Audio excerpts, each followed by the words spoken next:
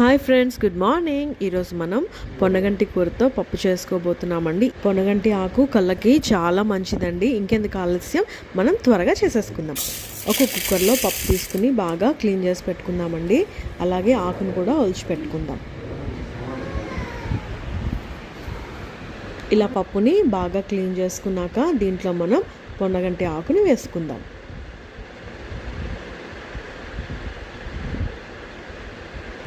దీంట్లోనే పచ్చిమిర్చి ఇంకా ఒక ఉల్లిపాయ కూడా వేసేసుకుని కుక్కర్ పెట్టేసుకుందాం.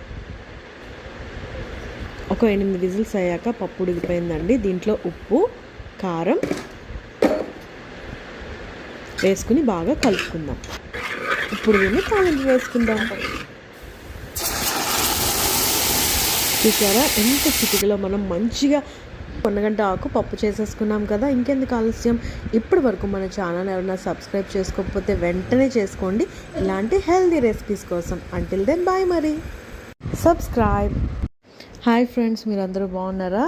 ఈరోజు మీకు మంచి రెసిపీ తీసుకొచ్చానండి. అదేంటంటే సాంబారు, అది కూడా పిల్లలకి అనమాట. అది ఎలా చేయాలో చేసేసుకుందాం రండి. ఇప్పుడు ఇలా వెజిటేబుల్స్ అన్నీ కట్ చేసి పెట్టుకుందామండి. మామూలుగా మనం అయితే వాటర్లో బాయిల్ చేసుకుంటారు కదా, ఇలా అలా కాకుండా మనం పప్పులోనే ఉడకబెట్టుకుందామండి. అప్పుడు దాంట్లో మిక్స్ చేసేస్తే పిల్లలకి తెలియకుండానే మంచిగా అన్ని కూరగాయలు కూడా తినేస్తారనమాట. సో ఇలా అన్నీ కూడా నీట్గా కట్ చేసి పెట్టుకుందాం. ఇప్పుడు కుక్కర్లో ఒక గ్లాస్ పప్పు తీసుకుందామండి. దీన్ని బాగా క్లీన్ చేసి పెట్టుకుందాం. ఇప్పుడు మనం క్లీన్ చేసి పెట్టుకున్నాక దీంట్లో ఇప్పుడు మనం వాటర్ యాడ్ చేసుకుందాం. ఇలా వాటర్ యాడ్ చేసుకున్నాక మనం ఇవన్నీ వెజిటేబుల్స్ కట్ చేసి పెట్టుకున్నాం కదా, ఇవన్నీ కూడా మనం ఒకటొకటిగా యాడ్ చేసేసుకుందాం. ఇలా పైన వేసుకోవడం వల్ల ఏమవుతుందంటే ఇవన్నీ కూడా బాగా పేస్ట్లా అయిపోకుండా ఇవి ముక్కలు ముక్కలుగా ఉంటాయండి. పెద్దవాళ్ళు తిన్నా కూడా మనకి టేస్టీగా ఉంటుంది. సో ఇలా అన్నీ వేసేసుకుని ఒక 8 విజిల్స్ పెట్టేసుకుందామండి. ఇప్పుడు పప్పు అంతా బాగా ఉడికిపోయింది కదా. సో ఇవి ఉన్న వెజిటబుల్స్ ఏం చేస్తారంటే పిల్లలకి పెట్టాలనుకున్నప్పుడు అవన్నీ స్మాష్ చేసి పెట్టేసుకోవచ్చండి. దీంట్లో ఇప్పుడు మనం చింతపండు రసం వేసుకుని బాగా బాయిల్ చేసుకుందాం.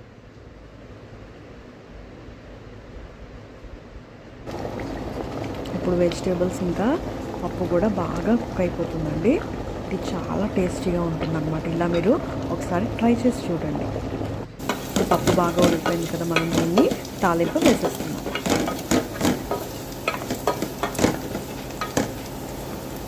ఇలా ఫ్రై అయిపోయాక మనం పప్పులో వేసేస్తాం. చూసారా ఎంత సింపుల్గా మన ఈజీ రెసిపీ రెడీ అయిపోయింది కదా. సో మరిన్ని రెసిపీస్ కోసం మన ఛానల్ వెంటనే సబ్స్క్రైబ్ చేసేసుకోండి. అంతవరకు బాయ్ మరి. హాయ్ ఫ్రెండ్స్, మీరందరూ బాగున్నారా? ఈరోజు మీకు యమ్మీ గుత్తి వంకాయ కూర చేయబోతున్నానండి. అది కూడా మనం డ్రై ఫ్రూట్స్ చేసుకోబోతున్నామండి. ఇదంతా హెల్దీ వర్షన్ అనమాట. సో మీరు తప్పకుండా ట్రై చేయండి. కావాల్సిన పదార్థాలు చూసుకుందామండి. గుత్తి వంకాయలు తీసుకుందాం మనం, ఇంకా గ్రీన్ చిల్లీ, ఇంకా ఇవన్నీ కూడా మనం రోస్ట్ చేసుకుందాం. ఇంకా జింజర్ గార్లిక్ పేస్ట్, ఆనియన్. ఇప్పుడు ఇవన్నీ కూడా మనం రోస్ట్ చేసుకుందాం.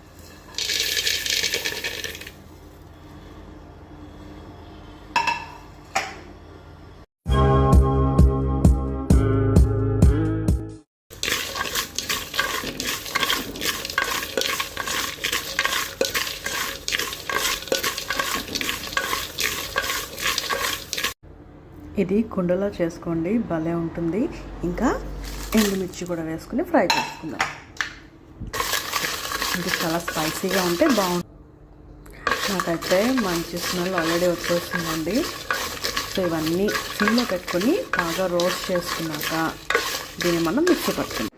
ఇప్పుడు దీంట్లో మనం కొంచెం ఉప్పు కూడా వేసుకుని బాగా మిక్స్ చేసుకుందాం.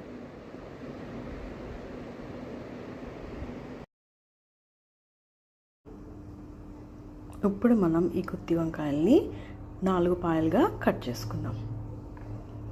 దీంట్లో మనం మిర్చి కసాలను యూస్ చేద్దామండి.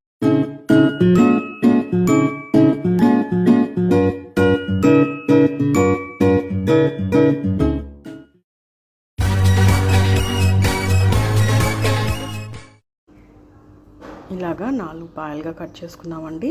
ఇప్పుడు దీంట్లో మనం మసాలా స్టఫింగ్ పెడదాం అన్నమాట.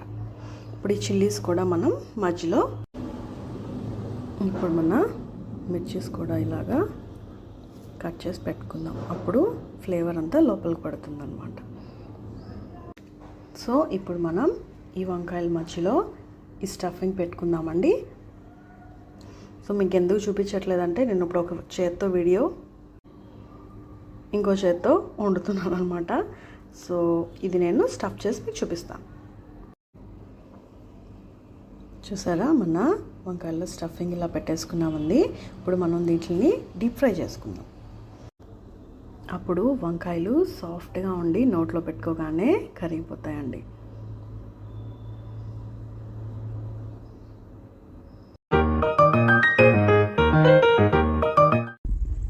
ఇప్పుడు నూనె బాగా వేడైపోయిందండి. మనం గుత్తి వంకాయలు ఫ్రై చేసుకుందాం.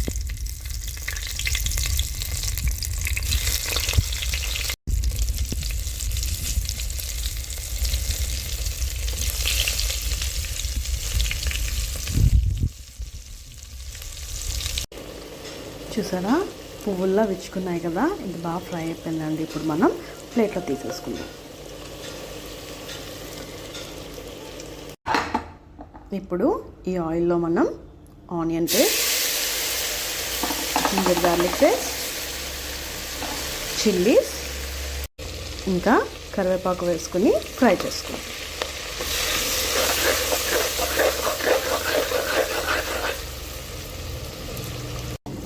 ఇప్పుడు దీంట్లోనే మనం మిక్సీ పట్టుకున్న పొడిని కూడా వేసేసుకుందాం.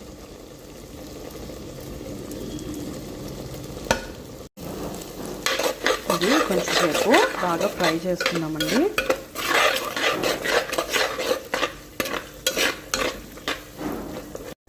దీంట్లో మనం స్టఫ్ చేసి పెట్టుకుని ఫ్రై చేసుకున్న గుత్తి వంకాయలు కూడా యాడ్ చేసుకుందాం.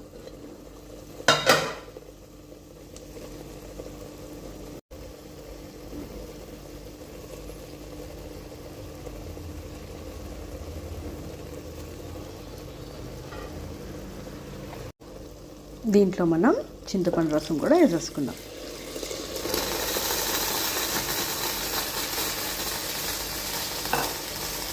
ఇప్పుడు ఆల్రెడీ ఇందాక స్టఫింగ్లో ఉప్పు వేసుకున్నాం కాబట్టి ఇప్పుడు 1 టేబుల్ స్పూన్ ఆఫ్ సాల్ట్ వేసుకుందాం. ఇంకా చిల్లీ పౌడర్ కూడా 2 టేబుల్ స్పూన్ వేసుకుందాం. ఇప్పుడు దీన్ని బాగా మిక్స్ చేసుకుని ఒక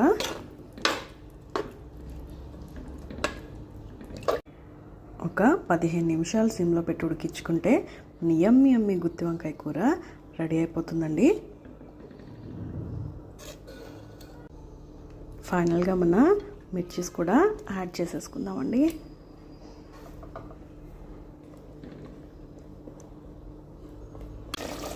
చూసారా, మన యమ్మీ గుత్తి వంకాయ కూర రెడీ అయిపోయిందండి. ఇప్పుడు ప్లేట్లో సర్వ్ చేసుకుందాం.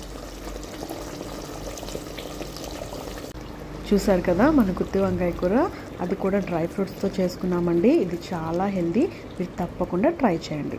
మరి ఇప్పటి వరకు మన ఛానల్ ఎవరైనా సబ్స్క్రైబ్ చేసుకోకపోతే వెంటనే చేసుకోండి, ఇలాంటి యమ్మీ హెల్దీ రెసిపీస్ కోసం. మరి సబ్స్క్రైబ్ చేసుకుంటారు కదా. Until then bye. మరి హాయ్ ఫ్రెండ్స్, మీరందరూ బాగున్నారా? ఈరోజు మనం సింపుల్గా పొటాటో ఫ్రై క్రిస్పీగా చేసేసుకుందామండి. Let's start.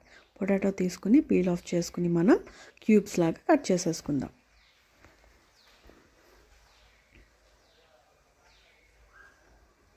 సో ఇలా పొటాటోస్ అన్నీ కట్ చేసేసుకున్నాక ఒక పాన్లో మనం ఆయిల్ వేసుకుని ఉల్లిపాయ, కరివేపాకు, ఆవాలు, జీలకర్ర, వెల్లుల్లిపాయలు, ఇంకా ఎండుమిర్చి, ఇంకా శనగపప్పు వేసుకుని బాగా ఫ్రై చేసేసుకుందాం.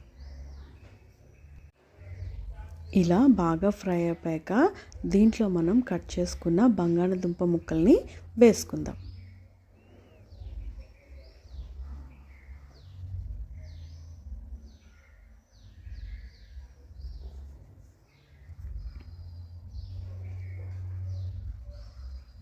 ఇలా వేసేసుకున్న బంగాళదుంపల్లో మనం ఉప్పు వేసుకుందామండి.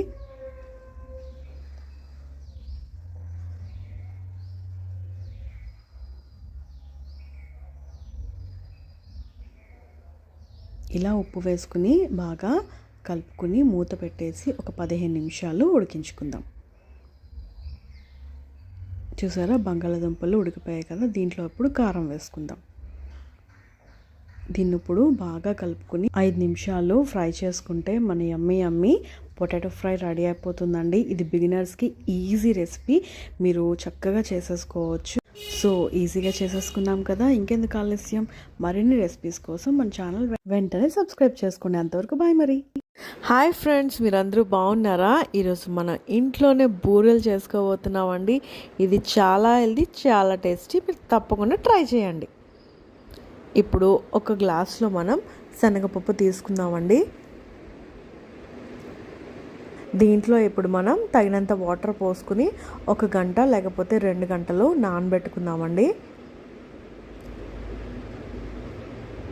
సో చూసారా, ఒక 2 గంటల తర్వాత ఇలా నానిపోయాయి కదా. ఇప్పుడు దీన్ని మనం ఉడకబెట్టుకుందాం.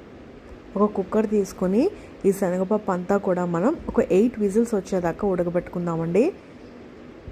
ఇలా శనగపప్పు అంతా కుక్కర్లో వేసుకుని తగినంత నీళ్లు పోసుకుని, ఒక గ్లాస్ నీళ్ళు సరిపోతాయండి. ఒక గ్లాస్ నీళ్ళు వేసుకున్నాక ఒక 8 విజిల్స్ వచ్చాక మన పప్పు అంతా కూడా ఇలా ఉడికిపోయింది కదా. చూసారా, ఇలా పట్టుకుని చూస్తే ఇది మెత్తగా స్మాష్ అయిపోవాలన్నమాట. ఇలా మెత్తగా మనం అంతా కూడా ముద్దలా చేసుకున్నాక ఒక గ్లాస్ శనగపప్పు తీసుకుంటే మనం 1 గ్లాస్ బెల్లం తీసుకోవాలండి. సో ఇలా బెల్లాన్ని చిన్న చిన్న ముక్కలుగా కట్ చేసుకుని ఉడికించిన శనగపప్పులో వేసుకుని ఇది ఒక 15 నిమిషాలు బాగా కుక్ చేసుకోవాలండి. ఇలా చేసుకోవడం వల్ల ఏమవుతుందంటే బెల్లం అంతా బాగా కరిగి పప్పుతో పాటు కలిసిపోతుంది అనమాట. లాస్ట్లో మనం ఇలాచీ వేసుకుందామండి. ఇది చాలా మంచి ఫ్లేవర్ ఇస్తుంది అనమాట. చూసారా, ఈ కన్సిస్టెన్సీ వచ్చేదాకా మనం పప్పుని ఉడికించుకోవాలి బెల్లంతో సహా. తర్వాత ఒక ప్లేట్లో వేసుకుని చల్లారాక ఇలా ఉండలుగా కట్టుకుందామండి. సో ఇలాగా అన్నీ కూడా మనం ఉండలుగా చేసేసుకుందాం. ఇప్పుడు మనం దోసపిండి తీసుకోవాలండి. 1 గ్లాస్ మినపప్పు, 2 గ్లాసులు బియ్యం తీసుకుని రాత్రంతా నానబెట్టుకున్నాక ఉదయం మిక్సీ వేసుకుని ఒక 6 గంటలు పులవనివ్వాలన్నమాట. అప్పుడు ఈ పిండి రెడీ అయిపోతుంది కదండి. దాంట్లో మన ఉండలు చేసుకున్నాం కదా, వాటిని వేసుకుని బూరెల్లాగా మనం వేసేసుకోవడమే. దీనికోసం మనం ఒక పాత్ర తీసుకుని దాంట్లో ఆయిల్ బాగా వేడయ్యాక ఇలా మనం బూరెలు వేసేసుకుందాం. చూసారా, చాలా సింపుల్ అండి. ఇంట్లోనే చాలా టేస్టీగా, హెల్తీగా పిల్లలకి పెద్దలకి మనం చేసి పెట్టేయచ్చు అనమాట.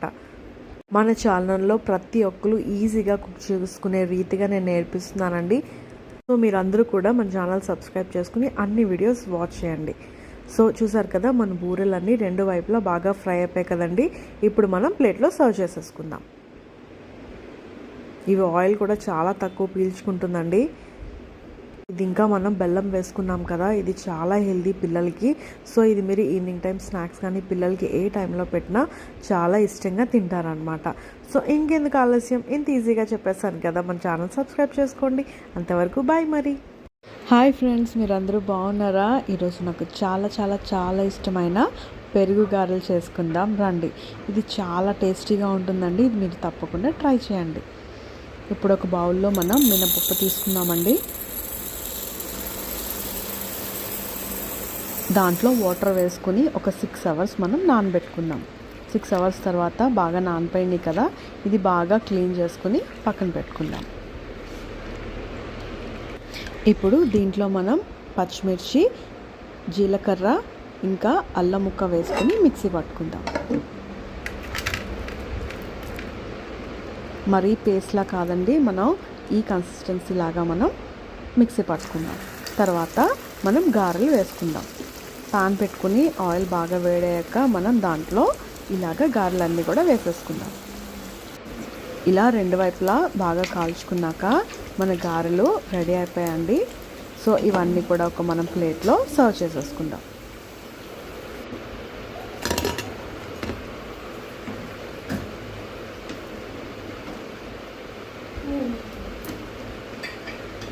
సో ఇప్పుడు ఒక బౌల్లో మనం పెరుగు తీసుకుందామండి. కొంచెం పెరుగు గట్టిగా ఉంటే కొంచెం వాటర్ వేసుకుని కలుపుకుందాము. దాంట్లో కొంచెం ఉప్పు కూడా వేసుకుని కలుపుకొని పక్కన పెట్టుకుందాం. ఇప్పుడు పెరుగులోకి మనం తాలింపు వేసుకుందామండి. దాంట్లోకి కరివేపాకు, పచ్చిమిర్చి, ఎండుమిర్చి, ఆవాలు, జీలకర్ర, కొత్తిమీర ఇంకా శనగపప్పు తీసుకుందాం. ఇప్పుడు ప్యాన్ తీసుకుని దాంట్లో ఆయిల్ వేసుకుని అది బాగా వేడయ్యాక ఇవన్నీ కూడా మనం దాంట్లో వేసుకుని బాగా ఫ్రై చేసేసుకుందాం.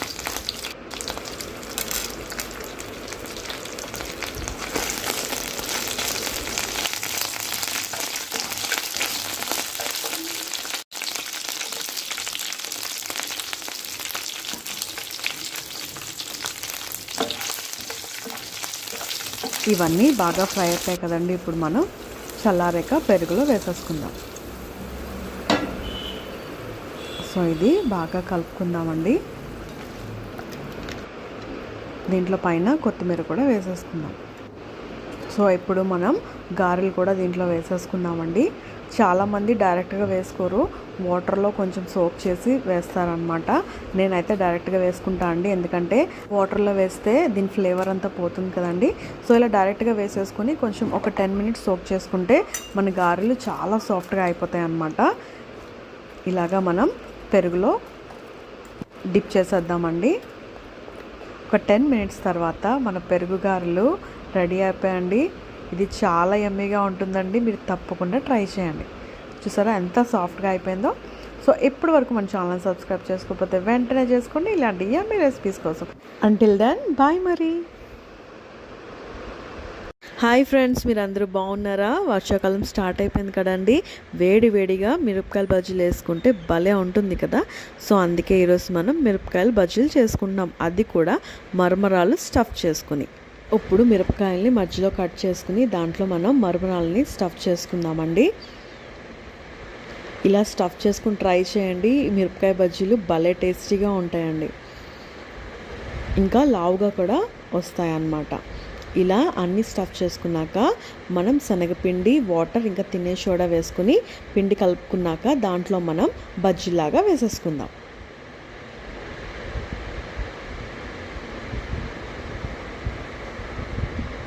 షేప్ ఎలా ఉన్నా పర్వాలేదండి, తినడానికి బాగుంటే చాలు.